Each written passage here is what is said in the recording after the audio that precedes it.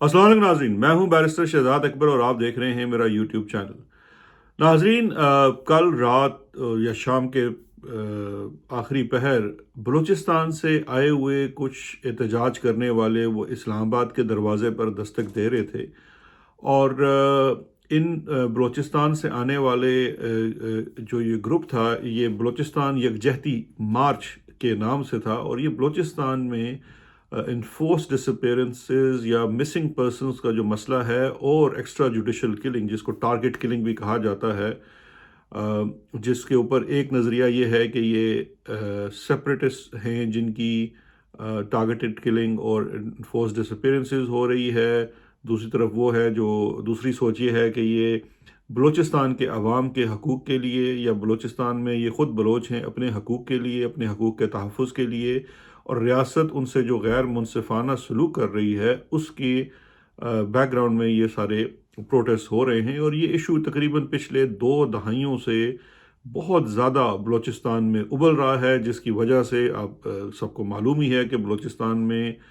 فوج بڑی کثیر تعداد میں موجود ہے، اور وہاں مختلف آپریشنز ہو رہے ہیں، اور وہاں پہ ایک خاص طرح کی دہشت گردی کی لہر بھی چل رہی ہے۔ تو یہ اسی کانٹینیوٹی میں یہ مارچ کل آیا، اور کل آلدو تو مین اسٹریم میڈیا کے اوپر تو اس کے اوپر کافی زیادہ پابندی ہے، لیکن سوشل میڈیا کے اوپر بہت زیادہ یہ منظر دیکھنے کو ملے۔ رات کے وقت ان کو یہ اسلام آباد جب آپ انٹر ہوتے ہیں پنڈی اسلام آباد میں، تو وہاں پہ ایک 26 نمبر چنگی اس جگہ کو کہا جاتا ہے،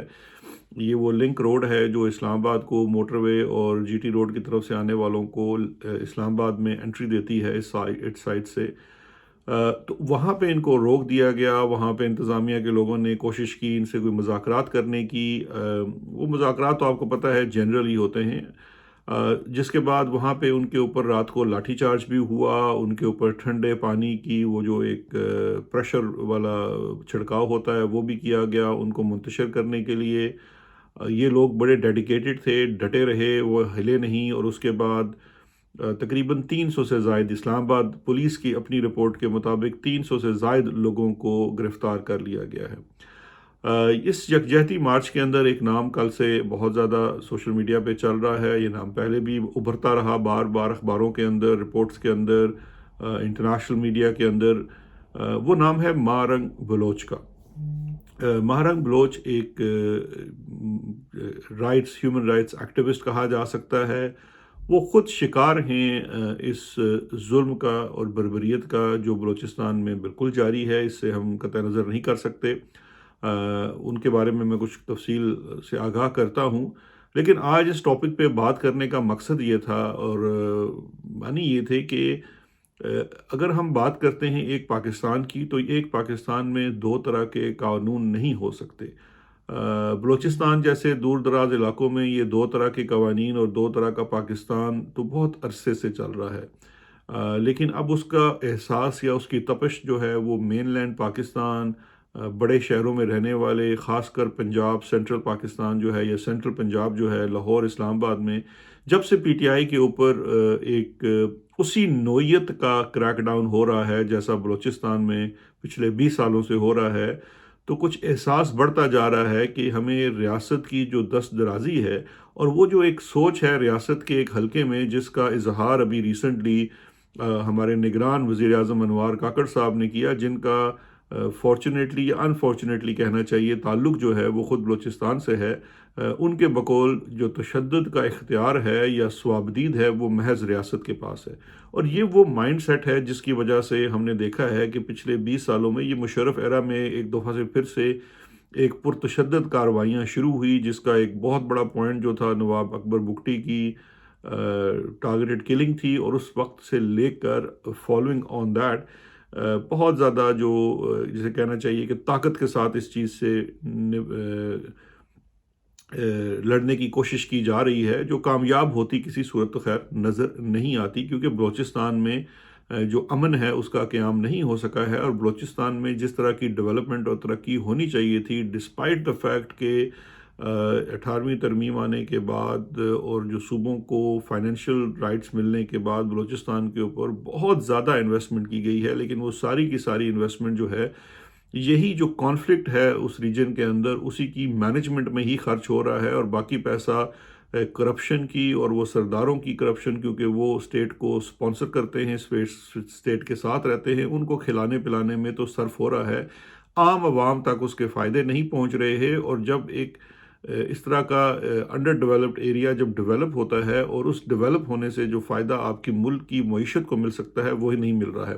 اور اس کی روٹ کاز وہی جو وہاں پہ موجود ریاست کی زیادتیاں اور عوام کی جو ڈس انفرنچائزمنٹ ہے وہ اس کی اصل وجہ ہے۔ اس بات پہ بات کرنا اس لیے بہت ضروری ہے کہ پنجاب کے رہنے والے، خاص مین لینڈ کے رہنے والے، جب اب خود اس آگ کی تپش اپنے ہاں محسوس کر رہے ہیں، اسپیشلی پچھلے 9 مئی کے بعد سے، جب ریاست کی توپوں کا جو رخ ہے وہ عوام کی طرف کر دیا گیا ہے، اور ایک ایسی سیاسی جماعت جو اس وقت مین لینڈ پاکستان اور پنجاب کے اندر بہت زیادہ پاپولر ہے، اس کو ٹارگٹ کیا جا رہا ہے اسی انداز میں جو انداز بلوچستان میں اپنایا جاتا ہے، تو میری سوچ یہ ہے یا میرا ماننا یہ ہے کہ شاید اس وقت ہمارے ہاں کچھ ہم آہنگی پیدا ہو سکے۔ بے شک یہ ہم آہنگی جو ہے ایک کانفلکٹ سے جنم لے رہی ہے، لیکن یہ ہم آہنگی فائنلی تو پیدا ہونی چاہیے، کیونکہ جس طرح کا ٹیکٹک اس وقت پاکستان تحریک انصاف کے لوگوں کے ساتھ استعمال کیا جا رہا ہے، جیسے جو کریک ڈاؤن ہے سیاسی ورکرز کے اوپر، اٹھا لیے جاتے ہیں، چلے پہ چلے جاتے ہیں، پھر ان سے انٹرویوز کروائے جاتے ہیں، پھر ان کے اوپر تشدد کیا جاتا ہے، ان کے خاندان والوں کو، فیملی ممبرز کو، بہن بھائی بچے عورتیں بوڑھے، ان کو اٹھا لیا جاتا ہے، وہ مسنگ پرسنز بن جاتے ہیں۔ کوئی بندہ اگر خود نہیں مل رہا ہے تو اس کی فیملی ممبرز کو اٹھا لیا جاتا ہے تاکہ وہ خود آ سکے۔ ختیجہ شاہ کے معاملے میں ہم نے دیکھا اس کا تعلق تو پی ٹی آئی سے بھی نہیں ہے، لیکن اس طرح کے ٹیکٹس جو بلوچستان میں استعمال کیے جاتے تھے، وہ یہاں جب استعمال ہوئے تو آپ پنجاب والوں کو بھی احساس ہونا شروع ہوا کہ اصل میں جو پیریفریز پہ لوگ ہیں، چاہے وہ بلوچستان ہے یا ایون وزیرستان یا جو ہمارے ٹرائبل ایریاز کے اندر جہاں پہ ایشوز تھے، پرابلمز تھے، ریاست کو وہاں پہ پرابلم ہے۔ میری یہ بات کرنے کا مقصد یہ نہیں ہے کہ وہاں پہ پرابلم ہی نہیں ہے اور ریاست جو ہے وہ از خود جا کے اس طرح کا پرتشدد رویہ اپنا رہی ہے۔ ایشو یہ ہے کہ وہاں پہ ایشو ہے، وہاں پہ ایک سیپریٹسٹ سینٹیمنٹ بھی موجود ہے، اور وہ سیپریٹسٹ سینٹیمنٹ جو ہے وہ بھی اس طرح سے از خود نہیں آیا، اس کی بھی ایک بڑی داستان ہے۔ لیکن ریاست نے بجائے اس کے اس معاملے کا کوئی پولیٹیکل حل تلاش کرے، ریاست نے فیصلہ کیا ہے پرتشدد حل کا، اور یہ جو پچھلے 20 سالوں سے پالیسی چل رہی ہے جس کا تسلسل ہے، اور اسی پالیسی کی احتجاج میں یہ آج جو خواتین، اس میں زیادہ تر یاد رکھیے کہ نہ صرف یہ بلوچستان یکجہتی مارچ جو ہے it is being led by a woman اور اے ینگ گرل، بلکہ اس کے اندر زیادہ تر تعداد عورتوں اور بچوں کی ہے جو اسلام آباد آ کے اپنا احتجاج کر رہے ہیں۔ اچھا، ان کا اسلام آباد آنے کا جو مقصد ہے، 2 چیزیں میں بیان کرنا چاہوں گا۔ ایک تو اسلام آباد آنے کا مقصد یہ ہے کہ اسلام آباد وہ آ کے اپنی آواز دنیا تک اور اسلام آباد میں بیٹھے ہوئے حکمرانوں تک پہنچانا چاہتے ہیں، لیکن سب سے ضروری حکمرانوں سے تو خیر ان کو کوئی خاص امید نہیں ہے، لیکن یہ بڑا امید لے کے اسلام آباد آئے تھے کہ اس وقت بلوچستان سے تعلق رکھنے والا ایک شخص جو ہے وہ پاکستان کا چیف جسٹس ہے، جس نے عوام کو یہ تاثر دیا ہوا تھا کہ وہ بڑا پرو ہیومن رائٹس ہے، پرو بلوچستان رائٹس ہے، وغیرہ وغیرہ۔ تو چونکہ وہ یہ چیف جسٹس آف پاکستان ہے اور شاید اس کو بلوچستان کی گراؤنڈ ریئلٹیز کا علم نہ ہو، یا شاید وہ اپنی مصروفیت کی وجہ سے بھول گیا ہو، تو اسی لیے بلوچستان کی یہ بچی جو ہے مارنگ بلوچ، یہ ایک احتجاج لے کے اسلام آباد پہنچی ہے اس امید کے ساتھ کہ وہ قاضی فیض عیسیٰ سے مل سکے گی، اور قاضی فیض عیسیٰ کو وہ اپنا احتجاج بھی رجسٹر کرا سکے گی اور اپنی اپیل بھی کر سکے گی کہ جہاں اس ملک میں آپ خود اس وقت جو چیف جسٹس ہیں اور آدھی سے زیادہ سپریم کورٹ اور ہائی کورٹ جو بیٹھی ہوئی ہے، یہ اسی لائرز موومنٹ کی پیداوار ہے، اسی کی وجہ سے آج یہ ان عہدوں پہ بیٹھے ہوئے ہیں جس کے لیے ان بلوچوں نے بھی بڑی مار کھائی تھی اس وقت کے جو semi martial law dictator Musharraf صاحب تھے ان کے ہاتھوں۔ تو خیر یہ اس امید پہ آئے تھے۔ مارنگ بلوچ کو یہ نہیں معلوم تھا کہ اس وقت وہ اپنی سالانہ چھٹیوں پہ یورپ میں یا کہیں ٹرکی میں، سنا ہے آئی ڈونٹ نو کہاں پہ ہیں، وہ وہاں پہ گئے ہوئے ہیں، اور وہاں تک ان کو آواز نہیں آ رہی ہے، اور وہ شاید واپس آئیں تو کوئی اس معاملے کو دیکھ سکیں، لیکن ان کی پالیسی کو دیکھیں، جو سربراہ ہوتا ہے اس کی پالیسی کو نیچے ٹو کیا جاتا ہے، تو ان کی پالیسی کو ٹو کرتے ہوئے اس وقت کوئی بھی ہائی کورٹ، کوئی بھی چیف جسٹس، کوئی بھی جج اسٹیبلشمنٹ کے خلاف کوئی معاملہ کرنے کو تیار نہیں ہے۔ تو اس لیے ایک تو مہارنگ بلوچ کو بہت زیادہ مایوسی ہوئی اس تناظر میں، لیکن تھوڑا سا مہارنگ بلوچ کا بھی بیک گراؤنڈ بیان کرنا بڑا ضروری ہے کہ یہ ایک ینگ لڑکی جو تھوڑی سی میں نے ریسرچ کی، معلوم ہوا کہ MBBS کی شاید اسٹوڈنٹ ہے، میڈیکل کی اسٹوڈنٹ ہے، پڑھ بھی رہی ہے، اس کا کسی سردار گھرانے سے بھی تعلق نہیں ہے، یہ بلوچستان کے ایک متوسط طبقے سے اس کا تعلق ہے، لیکن یہ خود اپنی کہنا چاہیے نو عمری یا بچپنے سے یہ ریاستی تشدد کا شکار رہی ہے اور اس کو دیکھتی رہی ہے۔ مہارنگ بلوچ بیسیکلی بیٹی ہے غفار بلوچ کی۔ یہ ایک بلوچ ایکٹیوسٹ تھے، ریاست کے ہاتھوں ان کے اوپر اکثر جبر ہوتا رہا، یہ کوئی 3 دفعہ مسنگ پرسن بنے، اور فائنلی یہ دسمبر 2009 میں کراچی میں تھے۔ ان کی فیملی جو تھی وہ کوئٹہ سے کراچی شفٹ ہوئی تھی، اس میں جو مہارنگ بلوچ کی والدہ ہیں ان کا کوئی علاج چل رہا تھا کراچی میں، تو اس سلسلے میں یہ لوگ کراچی میں قیام پذیر تھے، اور ایک رات جب غفار بلوچ اپنی وائف کو ہاسپٹل سے اٹینڈ کر کے وہ اپنے گھر واپس جا رہے تھے جہاں وہ کراچی میں ٹھہرے ہوئے تھے، تو ان کو رستے سے اٹھا لیا گیا کچھ نامعلوم لوگوں نے، جیسا آپ جانتے ہیں کہ وہ نامعلوم لوگ کون ہوتے ہیں۔ اور پھر اس کے بعد ایک ان کے ڈھونڈنے کا سلسلہ شاید جاری ہوا، اور ان کی بیٹی بھی باہر نکلی، مہارنگ بلوچ جو اس وقت محض 14-15 سال کی تھی، اس نے بھی جو ایک ہو سکتا ہے، کیونکہ ایکٹیوسٹ فیملی تو پہلے سے تھی، تو تھوڑا بہت جو پروٹیسٹ کرنے والے ہیں یا آواز اٹھانے والے ہیں ان کے ساتھ مل کر آواز بھی بلند کی، لیکن وہ کامیاب نہ ہو سکی، اور 2 سال بعد جولائی 2011 میں غفار بلوچ کی تشدد شدہ لاش ملی، جس سے واضح ہوتا تھا کہ جہاں پہ بھی انہیں رکھا گیا تھا ان پر تشدد کیا گیا تھا۔ پھر اس کے بعد ایک سلسلہ شروع ہوتا ہے جس میں جو یہ بچی ہے مہارنگ بلوچ، وہ کوئی اب دہشت گرد تو ہے نہیں، وہ آواز ہی اٹھا سکتی ہے، احتجاج ہی کر سکتی ہے، اور اپنے جیسے باقی لوگوں کے ساتھ ہوئے ظلم کو وہ ہائی لائٹ کر سکتی ہے، اور یہ کام اس نے شروع کر دیا۔ پھر اس کے بعد 2017 کے دسمبر میں بھی اس کے بھائی کو اغوا کر لیا گیا، اور وہ بھی کوئی تقریباً 3-4 ماہ تک اداروں کے قبضے میں رہا، پھر اس کو رہا کیا گیا۔ تو اس طرح سے ایک پرسنل ٹریجڈی بھی ہے مہارنگ بلوچ کے ساتھ، اور مہارنگ بلوچ جو ہے یہ پہلی بچی نہیں ہے بلوچستان سے جس نے یہ آواز بلند کی اس طرح کی جو ریاستی جبر اور تشدد ہے اس کے خلاف۔ اس سے پہلے ایک نام آپ نے سنا ہوگا کریمہ بلوچ کا۔ کریمہ بلوچ کی بھی داستان کچھ ایسی ہے، لیکن بڑی انفارچونیٹ ریالٹی ہے، اور یہ میں چیزیں بیان اس لیے کر رہا ہوں کہ ہماری یادداشت میں سے یہ چیزیں کچھ تو ہماری انفارمیشن میں ہوتی ہیں، لیکن یہ یادداشت سے چیزیں چلی جاتی ہیں۔ کریمہ بلوچ جو ہے وہ بھی اسی طرح سے ہیومن رائٹ ایکٹیوسٹ تھی، آواز اٹھاتی تھی، احتجاج کرتی تھی، اس نے خواتین کو وہ بلوچستان جیسے علاقے سے وہ خواتین کو گھروں سے باہر لائی، اور انہوں نے احتجاج کیا ان کے جو پیارے ہیں جو گھروں سے اٹھا لیے جاتے ہیں یا چلے جاتے ہیں ان کے خلاف۔ پھر کریمہ بلوچ کو پاکستان چھوڑنا پڑا، ایگزائل میں جانا پڑا، کیونکہ یہاں پہ اس کی جان کو خطرہ تھا، وہ کینیڈا شفٹ ہو گئی۔ لیکن 22 دسمبر 2020 کو، کیونکہ 2020 جو ہے یہ بڑا سال اس لیے سخت گزرا بلوچ ایکٹیوسٹ کے اوپر کہ 2020 دسمبر میں کریمہ بلوچ کی جو ہے وہ جو ہے ان کو مار دیا گیا ٹورنٹو کے اندر، کینیڈا کے اندر۔ اور اسی سال کچھ ماہ پہلے ایک اور بلوچ ایکٹیوسٹ ہیں، صحافی تھے، ساجد حسین، بلوچستان ٹائمز سے ان کا تعلق تھا، وہ بھی سویڈن میں ان کی لاش ملی ایک ریور میں، اینڈ اس سے پہلے وہ 2 یا 3 مارچ کو ہی وینٹ مسنگ۔ تو یہ سال بھی ان کے اوپر بڑا ٹف تھا، اور یہ ایک نئی پالیسی جو ہمیں نظر آئی ریاست کی جانب سے، جہاں پہ اب صرف اٹھایا نہیں جاتا بلکہ مارا بھی جاتا ہے، تو اس چیز یہ بھی اس تسلسل کی ایک کڑی ہے۔ ابھی دوبارہ سے یہ آواز اٹھانے کا مقصد یہ ہے کہ اس وقت پاکستان میں شاید مہارنگ بلوچ یہ سمجھ رہی ہوگی کہ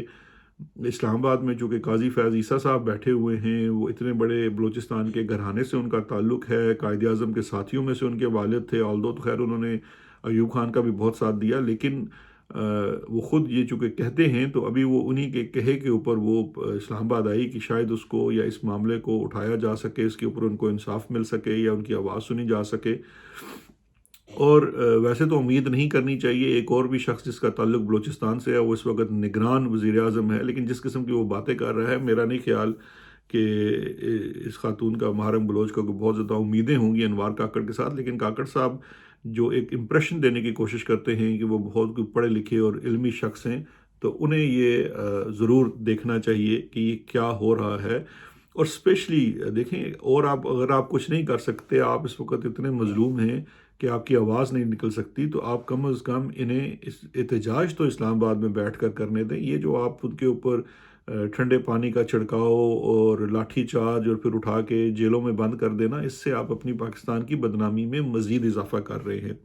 یہ یاد رکھیے گا کہ یہ جو مسنگ پرسنز کا کیس ہے، اس کے اوپر مختلف لوگوں کی مختلف آراء ہے۔ میرا خود اس میں پرسنل ایکسپیرینس ہے، اب تو آپ بیتی بھی ہو چکی ہے، لیکن اس سے پہلے جگ بیتی کا معاملہ یہ ہے کہ میں نے بہت عرصہ اس کے اوپر کام بھی کیا وکیل کے طور پر۔ اسلام آباد میں ہائی کورٹ میں جو کمیشن ہے انفورس ڈس اپیرنسز کا، اس کے سامنے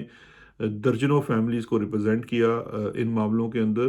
اور یہ کوئی ایسی بنی بنائی بات نہیں ہے، یہ ریالٹی ہے، اور جس میں پاکستان میں ہزاروں لوگ آج بھی مسنگ پرسنز ہیں، اور ان کو اٹھانے والے ہماری ریاستی ادارے ہی ہیں۔ کوئی ایسے نہیں ہے کہ وہ لوگ پکنک پہ کہیں چلے گئے جس طرح کا امپریشن دینے کی کوشش کی جاتی ہے۔ لیکن اگر ہم ان جو بلوچ ایکٹیوسٹ ہیں ان کی بات نہ بھی مانیں، تو جو کمیشن بنا ہوا ہے سپریم کورٹ کے حکم کے اوپر، انکوائری جو کمیشن آف انکوائری ہے انفورس ڈس اپیرنسز کے اوپر، اس کے اپنے ڈیٹا کے مطابق اس وقت پاکستان میں صرف بلوچستان سے 454 ایکٹیو کیسز ہیں جو مسنگ پرسنز کے ہیں، اور پورے پاکستان میں 2200 سے زائد کیسز ہیں۔ تو یہ ایک ریالٹی ہے جس کو ایڈریس کرنے کی ضرورت ہے، اور ریاست کا یہ کوئی کام نہیں ہے کہ اس کے اوپر کوئی شخص اگر یا کوئی گروہ آ کے آواز اٹھاتا ہے تو آپ اس کے اوپر تشدد کا آغاز کر دیں۔ اور آخر میں صرف میں یہ چیز ایک عرض کرنا چاہوں گا اپنے پاکستان تحریک انصاف والوں سے کہ اس وقت پاکستان تحریک انصاف کو اس احتجاج میں شامل ہونا چاہیے، کیونکہ یہ ہے یہ بلوچستان یکجہتی مارچ۔ ان کی جو ایکسپیکٹیشن ہے آپ سے، وہ یکجہتی چاہتے ہیں پاکستان کی مین سٹریم پارٹی کے ساتھ۔ اس وقت اگر پاکستان تحریک انصاف میں بہت سارے ایسی سوچ بھی چل رہی ہے کہ جی ہمیں کوئی اینٹی اسٹیبلشمنٹ یا اینٹی اسٹیٹ ایسی بات نہیں کرنی چاہیے کیونکہ پہلے ہی ہم بہت زیادہ ریسیونگ اینڈ پہ ہیں، تو میری آپ سے عرض یہ ہے کہ اپیزمنٹ کی پالیسی تو نہ کبھی عمران خان نے سکھائی ہے، نہ کبھی اس نے کی ہے۔ آپ اگر اپیزمنٹ میں چلے جائیں گے ریاست کے اور ریاستی اداروں کو، تو پھر تو آپ کسی صورت وہ انقلاب نہیں لا سکیں گے جو آپ لانا چاہ رہے ہیں۔ آپ نے اپیزمنٹ نہیں کرنی ہے، حق کے لیے آواز اٹھانی ہے۔ پرامن احتجاج میں آپ کو ان بلوچ ایکٹیوسٹ کا ساتھ دینا ہوگا، ان کے ساتھ بیٹھنا چاہیے، ان کے ساتھ آنا چاہیے۔ یہ میری اپنی سوچ ہے، پارٹی اس کے اوپر جو بھی اپنی سوچ رکھتی ہے وہ خود اس کے جواب دہ ہیں، لیکن یہ ایک ایسا آپ لوگوں کے پاس موقع ہے جب آپ یکجہتی کا اظہار کر سکتے ہیں اور آپ اس چیز میں بلیو کر سکتے ہیں۔ آپ صرف اپنے ذاتی مسائل کے لیے لڑائی نہیں لڑ رہے ہیں، آپ ملک کے مسائل کے لیے لڑائی لڑ رہے ہیں، اور جو انفورس ڈس اپیرنسز اور بلوچستان کے اندر پرتشدد کارروائیاں جو ہیں وہ اسی ملک کے مسائل کا ایک حصہ ہے۔ تو آپ کو ان کے لیے آواز اٹھانی چاہیے، اور انہی جو اس وقت جو یہ لوگ بیٹھے ہوئے ہیں ان کے ساتھ جا کے بیٹھنا چاہیے، کیونکہ 300 لوگ تو بند کر سکتی ہے اسلام آباد پولیس، 3000 یا 30 لاکھ یا 30,000 یا بندے وہ بند کرنا ان کے لیے آسان نہیں ہوگا، تو اس میں بھی ان کا ساتھ دینا چاہیے۔ آج کا جو یہ ویلاگ تھا یہ محض بلوچستان والے اس ایشو کے اوپر تھا، مارنگ بلوچ کے اس استدلال کے اوپر تھا جو وہ ریاست کے خلاف دکھا رہی ہے، اور ریاست کو اس چیز کو ایڈریس کرنا چاہیے ایک قانونی